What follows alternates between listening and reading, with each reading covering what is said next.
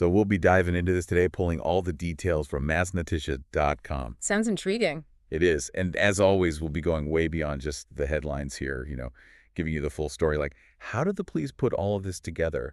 What were the steps along the way? Yeah, how did they crack this case? Exactly. Okay. So let's set the scene a little bit. So picture it, October 29th, 2024, beautiful Aruba, sun's shining, the beaches are calling, but sadly there's a hit-and-run accident. Oh, no. Yeah, a scooter rider was involved, and unfortunately it didn't end well for them. That's awful. Hit and runs are unfortunately more common than we'd like to think, but Yep. something tells me this one's a bit different. You got that right. There's some pretty unexpected turns, starting with the car that fled the scene. Get this, a pink Honda Fit.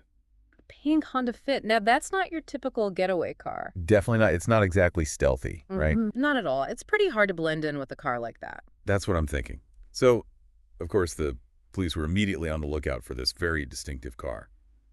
I mean, it's not every day you see a pink Honda Fit speeding away from an accident scene.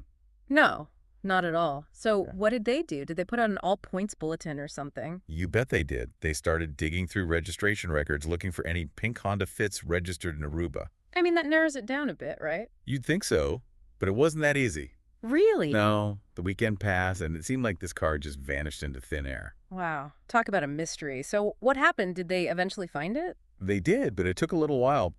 Sometimes these investigations hit a dead end, and it takes time for that key piece of information to surface. I know how that goes, waiting for that one break in the case. And that's exactly what happened here. Someone came forward with a tip. Oh, so that's how they found the car. Pretty much the tip led the police to an area called Wella. And what do you think they found? Let me guess, they didn't find the car neatly parked in a driveway, did they? Nope. You got it. They found the pink Honda Fit, but it had been burned. Whoa, hold on. They burned the car? Are you serious? Yep, talk about a plot twist. That's insane. I mean, burning in the car after a hit and run, that changes things big time. For sure. Now we're not just talking about a driver fleeing an accident. There's a clear attempt to destroy evidence, which raises a whole bunch of new questions. Like, were they just trying to cover their tracks, or was there something more going on? Why go through all that trouble? Exactly. Was it an act of panic, or are they hiding something else entirely? It definitely adds another layer of complexity to the case. So they have this burned out pink Honda Fit. How do they even begin to track down who was driving it? That's where technology comes in. The used vehicle database called VIN-R. It's like this massive digital library for vehicle information. Oh, I've heard of that. It's pretty high-tech stuff. Yeah, so they were able to use what was left of the car to get the VIN, that unique identifying number for every vehicle, and track down the owner. So even though the car was toast, they could still use the VIN to find the owner. Exactly. And it's worth noting that VINOGARE isn't just used in Aruba, it's an international database. Oh, wow. So it can track vehicles across countries? Yep, which is crucial for cases like this that cross borders anyway. They find the owner. And here's where things get even more interesting. The owner tells the police they rented the car out. What? They rented it out, so now we're talking about a whole new level of mystery. I know, right? So many questions. Who rented the car? Yeah. What's their connection to the owner? Were they aware the car was involved in a hit and run? It's like a puzzle with missing pieces, and I need to know what happens next. Well, the police followed that rental lead, and it took them to Primavera. Primavera. For those who haven't been to Aruba, Primavera is a residential area. It's not like a tourist hotspot or anything, but it's right in the heart of the island. Okay, so we've gone from a hit and run to a burned car to a rental agreement, and now we're in Primavera. This case is definitely keeping us on our toes. What happened in Primavera? This is where the police finally get their break.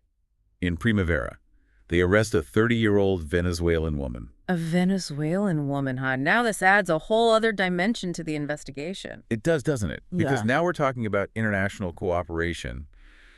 The Aruban authorities will likely need to work with Venezuelan officials. That makes sense. It's not just about catching the person who was behind the wheel of that pink Honda Fit. Yeah. It's about navigating the complexities of working across international borders. Exactly. It just got a whole lot more complicated. Yeah, it really makes you think, about all the challenges law enforcement face, especially in a place like Aruba. I mean, it's a popular tourist destination, so they have to be thinking about the safety of locals and visitors. And then on top of that, you've got these cases with international implications. It just adds another layer. Totally. And speaking of security, you mentioned earlier, the police use this VIN-R database to track down the owner of the car. Yeah. Can you tell me a little bit more about how that works? It sounds like a pretty powerful tool. It is. It's a game changer in a lot of ways. How so? Well, so it's basically a centralized database that holds info on almost every vehicle, like think VIN numbers, registration details, even insurance info. So they were able to use the VIN from that burned out pink Honda Fit and just run it through this VIN thing. Exactly. And up pops the registered owner's information. Wow. So even though the car was practically destroyed, they were still able to get that vital clue. Exactly. And it's worth noting that VINR isn't just used in Aruba, it's an international database. So it can track vehicles across countries? Yep. Which again is crucial for cases like this that cross borders. So this hit and run in Aruba leads to an investigation that involves a car rental, a Venezuelan suspect, and a database that can track vehicles across countries. It really highlights how interconnected our world is. Yeah, even in cases that seem pretty localized at first. It does make you wonder about the suspect, though. We know she's a 30-year-old Venezuelan woman. But what was she doing in Aruba? Was she a tourist? Was she living there? Right, and of course they'll be trying to determine her motive as well. Like, was this a crime of passion? Was there something specific that led to this accident? Or was it just reckless driving with really bad consequences? We can't forget about that burned car. I mean, why go through all that trouble to destroy the evidence? It's a good question. It suggests some level of premeditation, right? An attempt to cover up the crime. Yeah, but it also raises questions like if she was trying to hide, why not just abandon the car somewhere less conspicuous? Right. Why set it on fire? Maybe they panicked and thought the fire would completely destroy any trace of their involvement. That's possible. But you have to think about the act of burning a car, especially one as noticeable.